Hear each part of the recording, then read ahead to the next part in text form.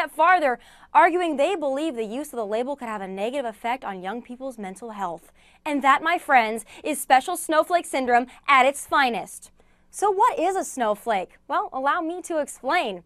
If you occupy the streets in protest more frequently than you occupy a shower or a job, you're a snowflake.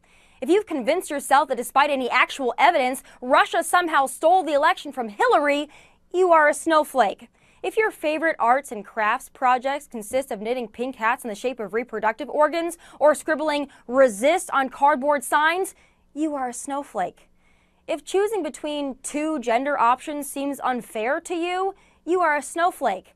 If you demand a safe space from conservative speakers but think it's perfectly acceptable to burn and smash up your own campus in protest, you are a snowflake. A violent snowflake, but a snowflake nonetheless. If you think you, by virtue of being born, deserve a participation trophy, you are a snowflake. If you think someone else should pay for your college education, you are a snowflake. There is no such thing as free. It's not free if your neighbor pays for it. If you think borders, walls, and immigration laws are mean, you are a snowflake. If recognizing the Islam and radical Islamic terrorism offends you, you are a snowflake. If you think an AR-15 is a military assault rifle, you are a snowflake. If you've never bought, shot, or touched a firearm, but insist you are an expert on gun policy, you are a snowflake and terribly misinformed. And if the American flag and national anthem offend you, you are a snowflake, and you should take your snowflake booty and relocate it to another country since you clearly don't appreciate this one. If a simple Christmas greeting sends you into a PC orbit, you are a snowflake. And last but not least, if you are more concerned with what our president tweets than the great things he's doing for jobs, GDP, the stock market, border, and national security, you are for dang sure a snowflake. It's time to wake up and realize you are special to your parents, not anyone else. You need to get over the notion that the worst thing that can happen to you is hurt feelings. If you sit back and wait for someone to offend you, you're not living a very full or productive life. Dry your tears, accept reality, and get to work. If you don't like the way your life is going, change it. Life is tough. Get a helmet. Those are my final thoughts from LA. God bless and Merry Christmas. U.S. skier Lindsey Vonn promising to represent Americans at the Winter Olympics, but not every American. How will it feel competing at an Olympic Games for a United States whose president is Donald Trump? Well, I hope to represent the people of the United States, not the president. I don't think there are a lot of people currently in our government that do that. Would you accept an invitation to the White House if you were to win Olympic gold in Pyeongchang? Absolutely not, no. But I have to win to be invited, so. No, actually, I think every U.S. team member is invited, so no, I won't go. But for you, it's definitely not? No. It's definitely not for Lindsey Vonn. Joining us now with her reaction, Fox News contributor Tomi Lahren. Tomi, thanks for joining us this morning. Okay, so I just want to turn on the Olympics, watch my team, watch my country go win gold. But preemptively, she's telling me, well, but I'm only in not in for President Trump. I'm just in for others, and I'm not going to the White House. What do you say to that? Well, here's my question. What about the Americans who are Trump supporters that voted for President Donald Trump? Are we not Americans? Does she not want to represent us? I think that these athletes, boy, they just can't help themselves, can they? They have to get political, and they have to say things that not only disrespect the President of the United States, but disrespect so many Americans that are supporting the President, that are supporting their country. It's like patriotism is so foreign to them, they just can't stand it. Hey, Tomi, let me ask you, do you think, though, everybody's piling on Lindsey Vonn a little bit here, and I want to just ask you, the way that the interviewer, the reporter asked that question, did she sort of lead Vonn to that response?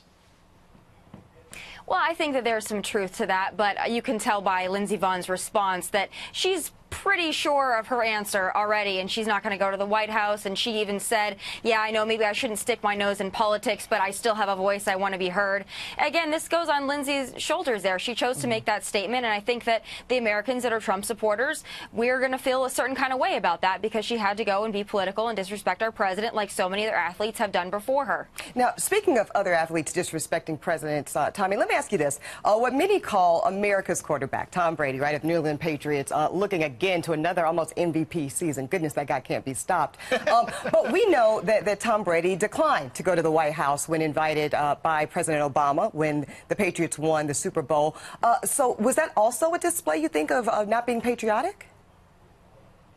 Well, for me, I wouldn't have made that decision, and I do think that that is disappointing. I mean, I think it would be hypocritical for me to sit here and say that some are allowed to disrespect President Obama. I can tell you, even though I was not an Obama supporter, if I was invited to the White House, I would have gone, because that is a symbol of American pride. That's patriotism. That's your country. So whether it's President Obama, whether it's President Trump, or God forbid, if it would have been President Clinton, I think we still respect the office of the president, and we respect the Americans that are around us who may not agree with us politically, but they're Americans nonetheless. And we represent our country. Yeah, I think that's a great point.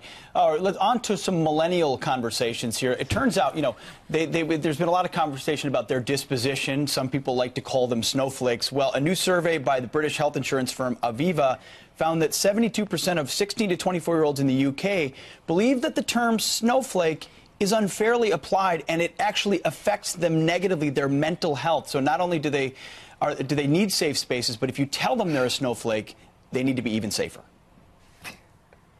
I think I probably had a lot to do with that, because that's one of the terms that I used a lot last election season and continue to use it. And I'm a millennial, and I can say to millennials that are offended by being called a snowflake, or God forbid, their mental health is in the balance because they're being called a snowflake. They need to understand this. Listen to me loud and clear. We need to get over the notion that the worst thing that can happen to us is our feelings are hurt or we're offended. The best way not to be offended by everything is to simply not be offended. Get over it. There are people in all corners of this globe that are dealing with real issues. And if the worst thing that's happening to you is that someone is calling you a snowflake and that's triggering you, my goodness, what a problem to have. How in the world are we going to beat ISIS? Toughen that self-esteem up, How are we going right? to beat ISIS? All right, thank you for that, Tomi Lahren. We'll leave it right there. It's time for final thoughts. Breaking news! The destroyed Trump media refuses to highlight any of his accomplishments, unlike the 8 years these journalists spent sucking up to Barack Obama. The mainstream media wants to see Trump fail badly, even at the expense of the American people. Truth is, President Trump has done more in 11 months than Barack Obama did in 4 or even 8 years. President Trump has also done more in less than a year than the GOP establishment has done in a decade. He makes them look bad. Maybe that's why the swamp types hate him so much. So what, you ask? Well, how about December alone? Let's start with the economy.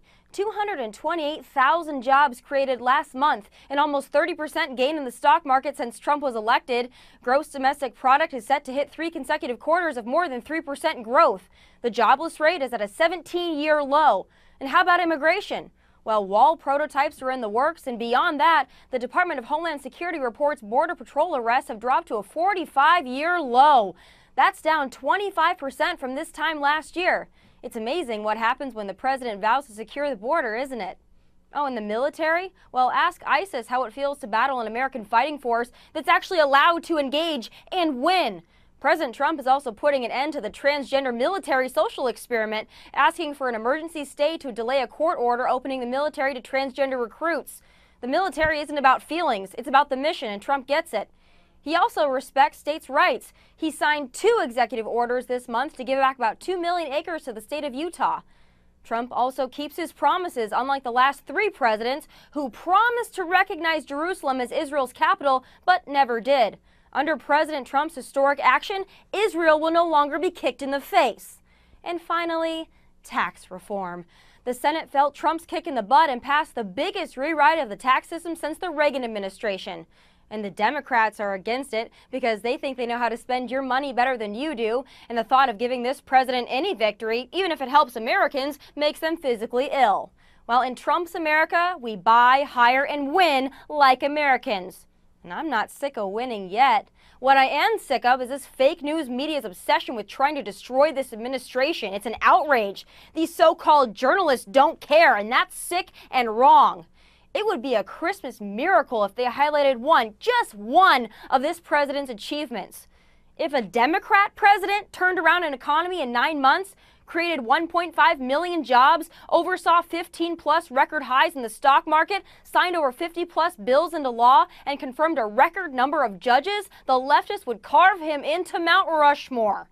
It's time for these idiots to realize we didn't elect Donald Trump to be nice. We elected him to get stuff done, and that's exactly